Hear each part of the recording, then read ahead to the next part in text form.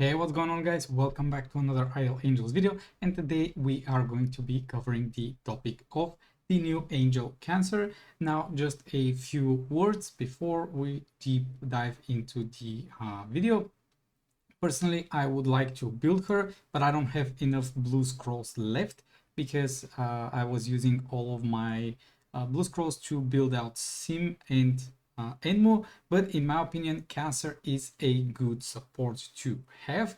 Even early on, it is not a mistake to build her, but she will really shine out after you build, in my opinion, angels like Hera, Hela, Fuxi, those type of supports that give you insanely good buffs, and you bring Cancer after that. I will explain why I would say that Cancer is a support that it's better to be built later on rather than early on. But in general, in my opinion, she does have a nice fit when it comes to the PvE to be on the main lineup. By that I mean that if you are wanting to reach the maximum stage of the main dungeon, I do believe that she can be part of it, and she will shine definitely in some spots versus different bosses. And when it comes to PvP, this angel is kind of a must in my opinion, and I will explain deeply a bit later why she's so good for PvP. But in short, she is just being able to control the enemy angel that is going to be on the same position. So essentially, in my opinion, Cancer is a very good angel in both PvP and PvE aspects of the game. Some additional information before we start with all of her skills. If you are very new to the game, there's something that you need to understand firstly, and that is how leveling works in the angels. So in order to reach the maximum level of 400, you will need your angel to be with 5 stars of UR.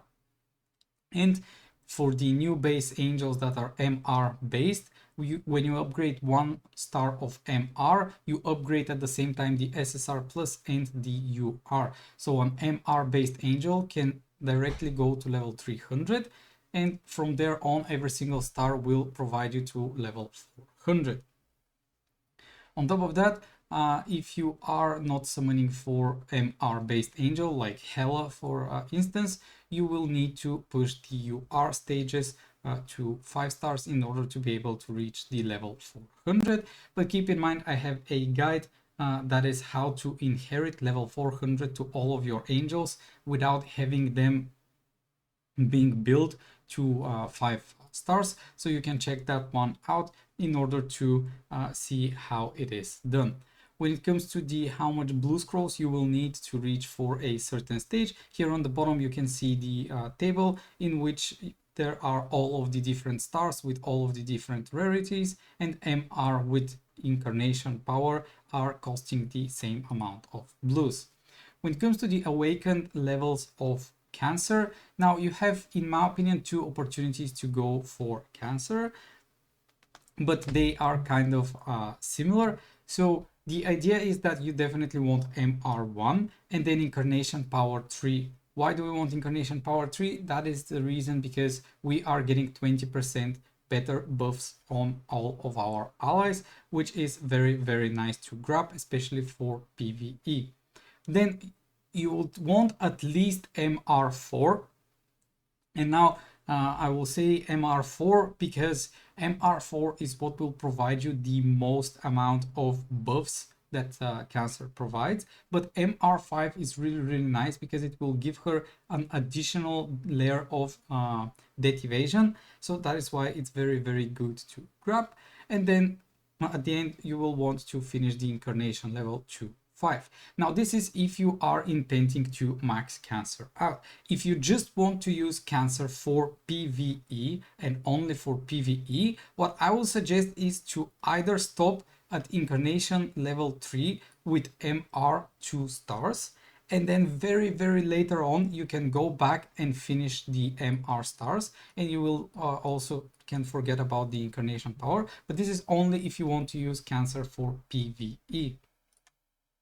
When it comes to the basic skills of her, she grants a shield that is equal to 50% of her max HP to all the allies. So this is essentially something like what Wrath does. Very, very nice that she is providing nice shield. For PvE, that is useless because your angels get one-shotted anyway.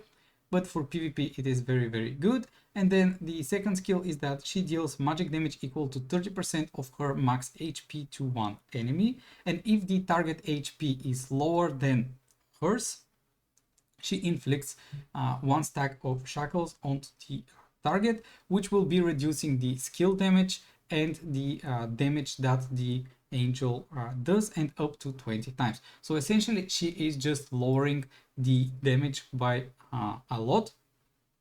And that is very, very nice for PvP. On PvE, this one won't have any impact because the bosses are overstacked with damage. Then we are moving to the UR plus powers. Now, while Cancer is on the battlefield, when enemy deals fatal damage, it will not trigger if the target is under a dead immunity status, lasting a certain number of rounds. So, it will not trigger if the target is under a dead immunity status. This means that if for some reason Cancer has a dead immunity and she cannot die, this will not be triggered. Cancer inflicts 2 stacks of shackles on them, which will again reduce the damage that they do and the skill damage up to 20 times and lasts for 2 rounds. After she dies, the number of shackle stacks inflicted each time becomes 1. And the UR plus powers that we are going to be choosing for her is everything that is related to HP and speed. Why speed? Basically because you will definitely want for the PvP aspect of the game to have the speed, but if you are planning to pushing the PvE stages of the game, then you go into the UR plus powers and you change this one from speed to the one that provides attack buff to all allies. With the MR powers, she is inflicting vulnerability to all enemies, which means enemies take 30% more damage, and she deals 10% true damage to all enemies, and that 10% true damage is actually 10% of her max HP. So essentially, for PvE, you are just going to be dealing 30% more damage to the boss. That's why she is very, very nice. And then for PvP, she is just dealing some damage. She also grants a shield that is equal to 50% of her max HP. Again, very useful for PvP and not for PvE. MR1 gives her 200 energy, so she can cast her MR skill instantly. MR2, it's a passive that whenever she's taking lethal damage, she increases the attack, the highest attack ally damage and damage reduction by 10%, and this can stack up to 2 times. MR3 is dealing damage 1 more time to the shackled enemies. Passive, again, the lethal damage that she can take will increase the highest ally, the highest attack ally damage and damage reduction by 10% and can stack up to 4 times. So essentially what you want is to have dead evasion, not dead immunity. Dead evasions to your angels that I think something like Sim can protect her, and it's supposed to be a lethal damage, but it keeps Cancer alive, and that way you can stack up to 40% more attack, more damage onto your DPS, which is very, very nice. And then at MR5, vulnerability additionally decreases damage reduction by 5%. So by all means, the MR powers are more or less built for the PvE aspect of the game, in my opinion. So definitely, if you are going for Cancer with the idea to go for PvP, you will want the Incarnation power more than the MR power. Now let's move into the Incarnation power and why it's so strong for PvP. So she gives a Galaxy Shield to all allies for 2 rounds, which equals to her max HP. Essentially what Wrath kind of does, and Shield Ignore doesn't bypass it. So in my opinion, at least by the wording that they have provided us, She gives a shield that cannot be bypassed by the sentence. On some attacks you can see it says it goes through shields. I think the Cancer shield is actually not bypassable.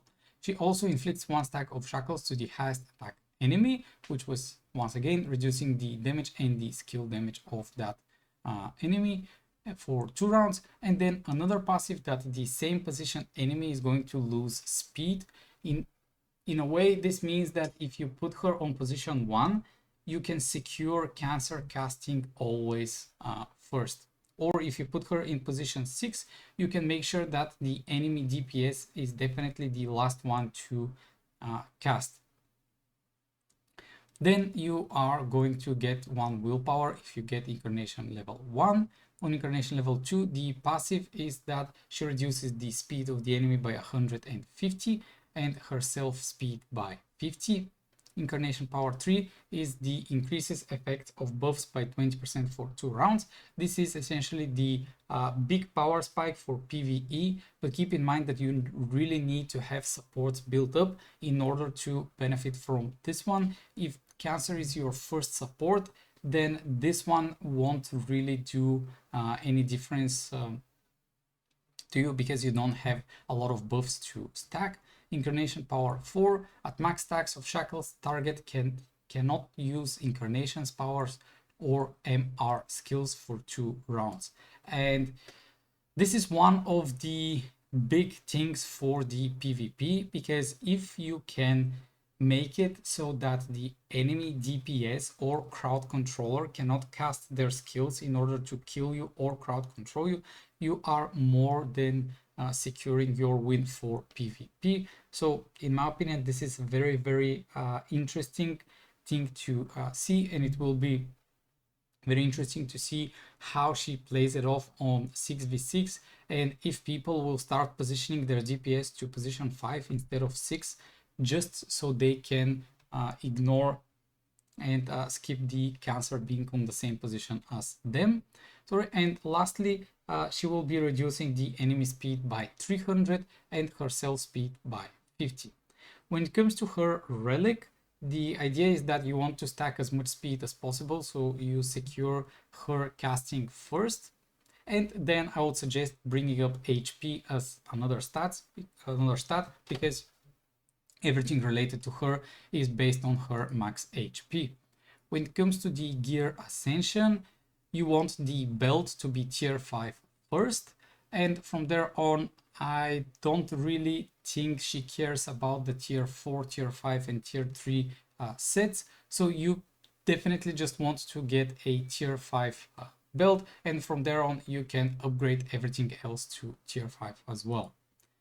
The artifacts will be HP with damage reflection for sure. She's a HP based angel, and then we go with the crit chance, crit damage, attack, leech, and you can see the rest.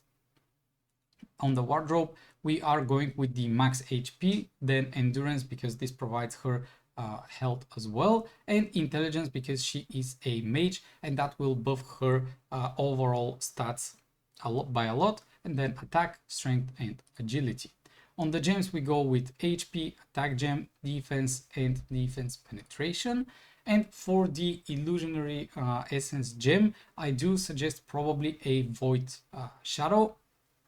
And on top of that, in my opinion, the best options over here are HP, speed, and buff received, with the idea that I do believe with her lowering the enemy speed by a mile, speed can be the least important one out of those 3. So definitely HP with buff received, and then the last point can be speed, or basic attributes should be fine as well.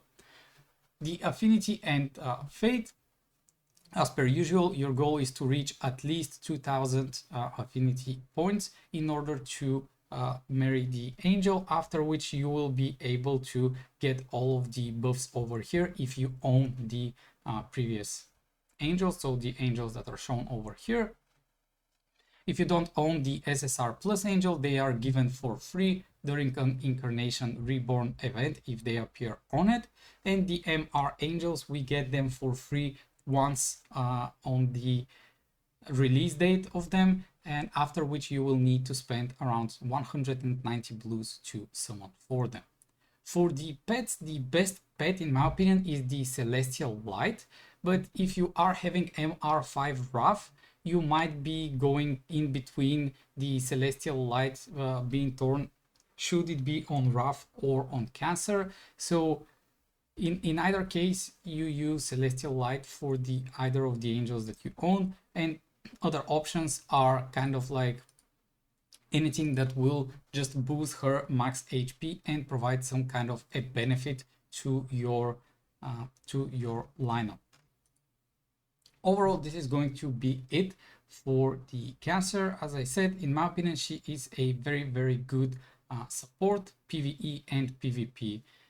So definitely for PvP you will need her and want her, but for PvE, as I mentioned, she can come after Fuxi, after Hela, after maybe even Enmu. So you will definitely want to wait a bit before going all in on her for the PvE. Once again, guys, thank you all for watching. I'll see you on the next video.